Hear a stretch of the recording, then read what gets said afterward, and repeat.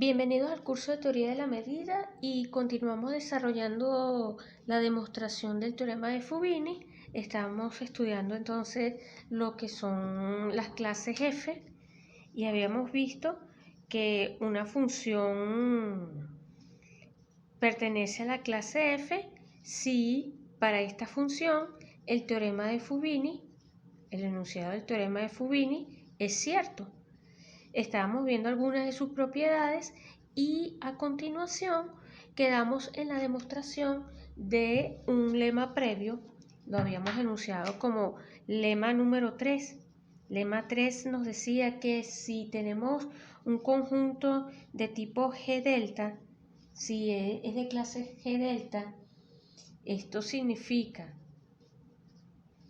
que se puede expresar como la intersección para K variando desde 1 hasta infinito de su conjunto GK, tal que GK tenga medida finita y abiertos.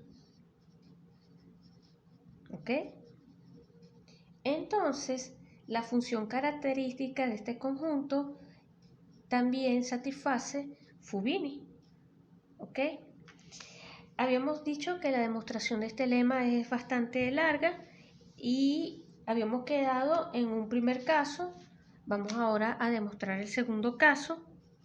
En el primer caso habíamos demostrado para conjuntos de la forma, por decir algo, si A es abierto y acotado. Eso es lo que habíamos hecho en el primer caso. ¿Ok? Ahora vamos a abordar el segundo caso. El segundo caso, vamos a suponer ahora que supongamos que el conjunto E es un conjunto, es la frontera, vamos a decirlo de esta manera, la frontera de un rectángulo o de un rectángulo, ¿sí? En Rn más m. ¿Ok? Entonces, tenemos que en este caso, para este conjunto, consideramos las proyecciones. Las proyecciones, vamos a llamarla phi sub n definida de Rm más n en Rn, ¿ok? Tal que phi sub n de un elemento, por ejemplo, en Rn más m, me le asigna las primeras n coordenadas. Vamos a poner acá, consideramos las proyecciones. Vamos a arreglar un poquito acá, proyecciones, ¿ok? Y phi sub m, también definida de Rm más n, pero ahora en Rm, tal que phi sub m del par xy no va a ser otra cosa que la variable y. ¿Ok? Entonces, fíjense, tenemos que las proyecciones son continuas en la topología del producto y por lo tanto, phi sub, vamos a ponerlo así, phi sub n es medible. ¿Ok? Phi sub n y phi sub n y phi sub m son funciones medibles. Son medibles. ¿Por qué? Porque ellas son continuas. ¿Ok? Son funciones medibles y podemos decir esto, ¿no? Para casi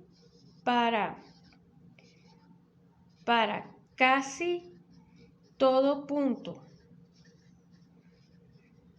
X perteneciente a Rn, nosotros vamos a obtener que la aplicación que a cada i le asigna la función característica de xy, esto pertenece a la clase de las funciones medibles, o sea, va también a ser una función medible. Fíjense que si x es un valor que pertenece a phi sub n aplicado a E, entonces la función característica acá va a ser igual a ¿qué cosa? A 1 si y solamente si Y pertenece a la proyección phi sub m de E, ¿ok? O a 0 si no, si Y no pertenece a la proyección emésima, a la proyección sobre el conjunto E. Entonces observamos que esto es medible, ¿ok? Esto es medible. Y ahora tenemos que el conjunto, vamos a llamarlo así, el conjunto de los Y tales que XY pertenece a E, este conjunto está contenido en phi sub m de E. Esto está contenido en phi sub m de E y además la medida de esto va a ser igual a 0. ¿Por qué? Porque por ser el borde del rectángulo.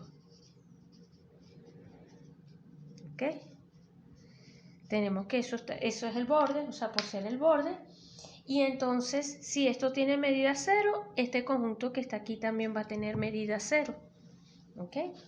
Esto va a implicar, por lo tanto, la medida de los Y tales que XY pertenece a E, este también va a ser un conjunto de medida 0. Y esto va a implicar que la integral sobre Rm de la función característica del conjunto E con respecto a la variable I, esta integral también va a valer 0. ¿Ok? Esa integral también va a valer, en nuestro caso, va a valer 0. ¿Ok? Entonces, tenemos que eso vale 0 y ahora pensamos o consideramos la función que a cada X le asigna o le asocia el valor sobre Rm de la integral de la función característica, pero ahora estamos integrando con respecto a la variable I, por supuesto, y nos queda X. Esta función también tenemos que, para esta función, que también va a ser medible, vamos a obtener que entonces cuando calculemos la integral sobre Rn, la integral sobre Rm de todo esto, acá que tendríamos de Y de X, va a ser igual a la integral de, vamos a decirlo así, es trivial lo que voy a decir, pero esto va a ser igual a 0 porque lo de adentro, el conjunto tiene medida 0 y entonces esto da 0 y por lo tanto todo esto da 0. De forma análogamente,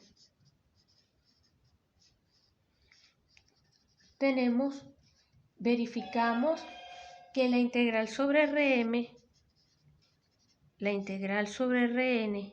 ¿ok?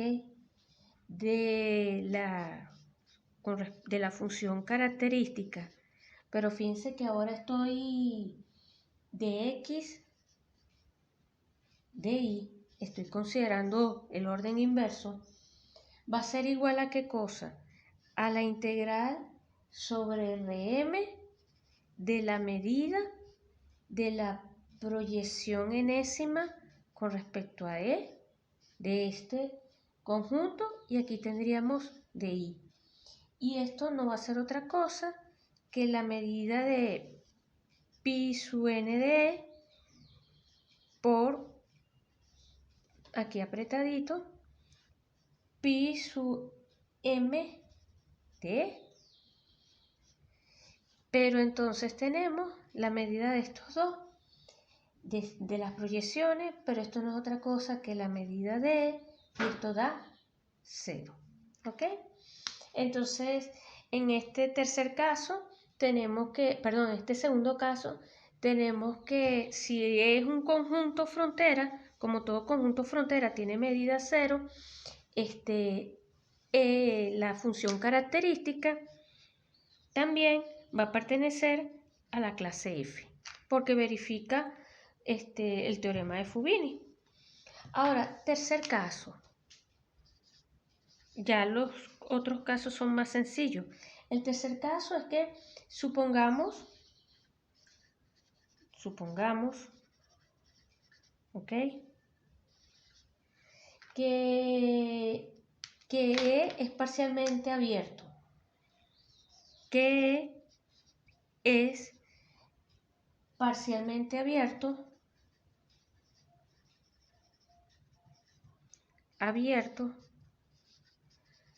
en Rn más m.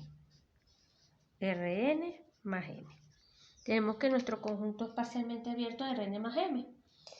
Entonces, esto significa que se puede escribir como el conjunto de puntos interiores, como su interior, el interior lo vamos a denotar así, unido con la frontera. La frontera la vamos a denotar así. Tiene esa descomposición, pero ya por los casos que vimos anterior, ¿verdad? Esto es un abierto, esto es un conjunto de medida 0, esto es medible, esto también va a ser medible. La función característica de la podemos desglosar como la función característica en el interior y la función característica en la frontera. O sea, podemos ver, aplicar, digamos así, aplicando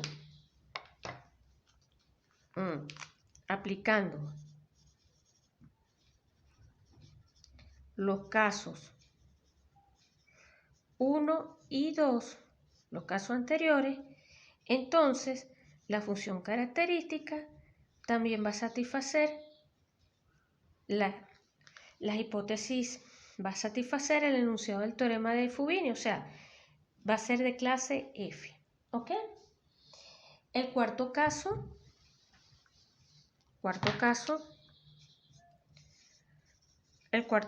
es entonces suponer que el conjunto E contenido en Rn más n es abierto. ¿Ok? Tenemos que ese es un conjunto abierto. Entonces, en ese caso, como siempre, se expresa E como la unión de unos ciertos intervalos I sub j, donde los I sub j son intervalos no superpuestos,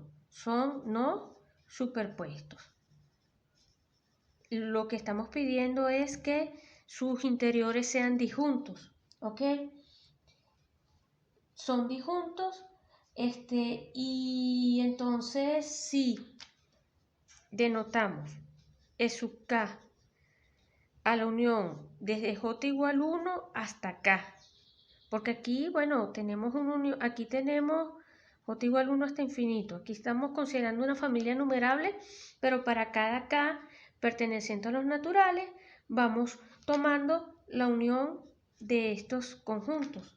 Si consideramos entonces la unión de estos conjuntos, es inmediato que esta sucesión de, que esta sucesión de conjuntos E sub k tiendan a E cuando k tiende a infinito, ¿ok?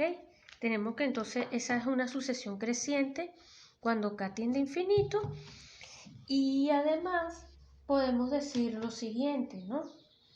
Que la función característica de los E sub k se puede expresar como la suma desde, vamos a escribirlo acá, desde j igual 1 hasta k de las funciones características de los I sub j, porque acuérdense que los I sub j son disjuntos, tienen interiores disjuntos, ¿ok? Además, como sucesiones de funciones, estas que están acá tienden o son una sucesión de funciones positivas que crecen a la función característica de todo el conjunto, ¿ok? Por lo tanto,